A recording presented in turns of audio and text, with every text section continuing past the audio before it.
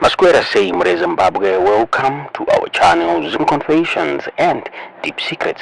And I'm kutanga kukwapa neno channel, please don't forget to subscribe. Kana chungwa subscriber, don't forget to comment and share this video. Nasmere Zimbabwe takwigira inyaya yabuditswa na Ramaphosa, Cyril Ramaphosa uyo avunzwa a question during a parliament session ku South Africa. Akavunzwa achinzi why iwewe uri ku create matthias nema-presidents ari kuabuse ma-human rights since it's not proper kuti one kochiwirira nema-presidents iyaya.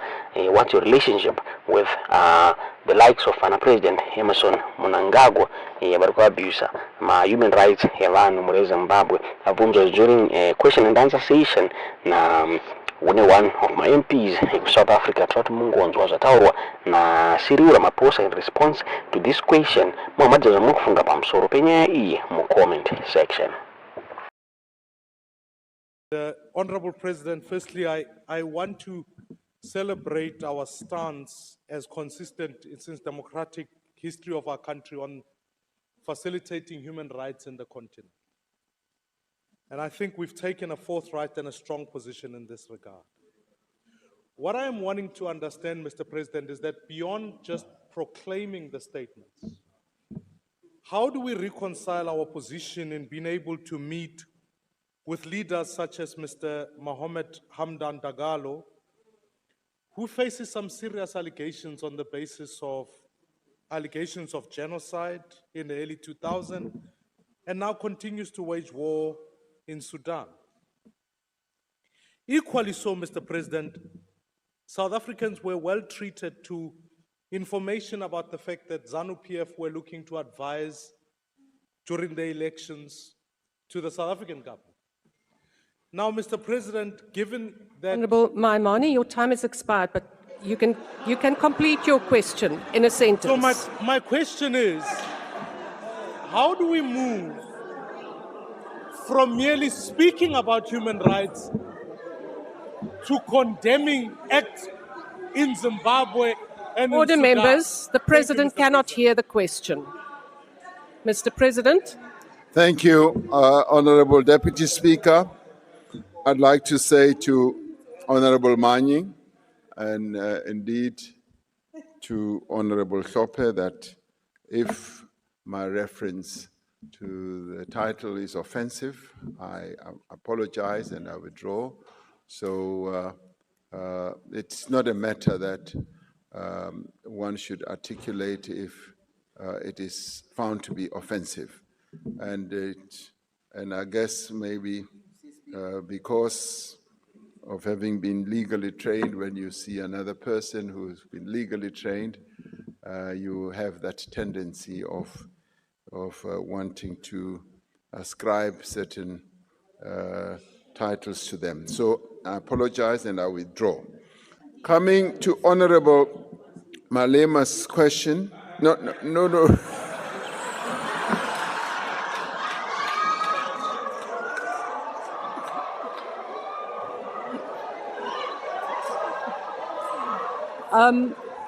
Honourable members, Honourable President, I have to remind you it was the Honourable Maimani's question.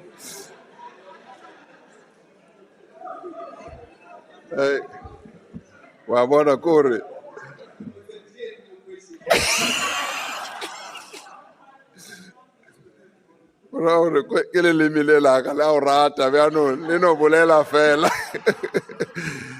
Honorable Maimani's question about why one or we would continue to meet people like General Dagalo.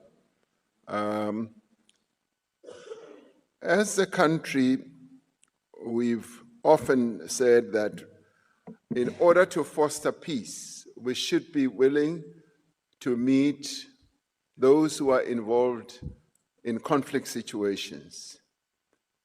And that has been the practice that even my predecessors have been involved in, where we are, as we broker peace amongst belligerent parties, we are prepared and willing to meet with them so that we are able to understand precisely what drives them and also so that they can understand where we come from as we advocate for peace.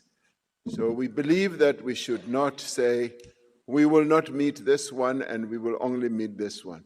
You may recall, Honorable Maimane, that we were, as South Africa, part of the African Peace Mission that went to both Ukraine and to Russia. And that meant we were willing to talk to both parties who are involved in the conflict, with a view of getting the two parties to meet so that they can have a peace process. You cannot make peace with just the one party that is involved in a conflict. You've got to be willing to meet with both parties, and that's precisely what we have done. You may or may not know that with regards to Sudan, we have met both parties. We have met both generals, both the generals who are involved in this conflict. We've met them, and we've communicated to them the need for peace. Both of them were aimed. Both came to South Africa, and I met them. And I would like to believe that as we engage with them and we talk to them, the positions that they may well have also begin to be tempered towards having a peaceful solution. So we don't subscribe to the notion that you should not meet this one because they are branded in a particular way. As a neutral party, non-aligned, we believe that it is best to make all efforts to ensure that there is peace in whatever conflict that there is. And that has stood us well, and whenever we do so, we are able to give notice to the other belligerent party so that they should never misunderstand our intentions. They should always understand that our objective is to ensure that there is peace in whatever conflict. And that has always been accepted. And you may recall as well that last year we did participate on the sidelines brokering the peace between the belligerent parties in Ethiopia. And they finally came here. And that we were able to do by talking to both parties and making sure that, yes, there is peace. Even in the conflict in the DRC, we are working to talk to all the parties that are involved. So it is important that as we foster peace, we should be seen as an honest broker. We should be seen as a peacemaker who is willing to bring belligerent parties together.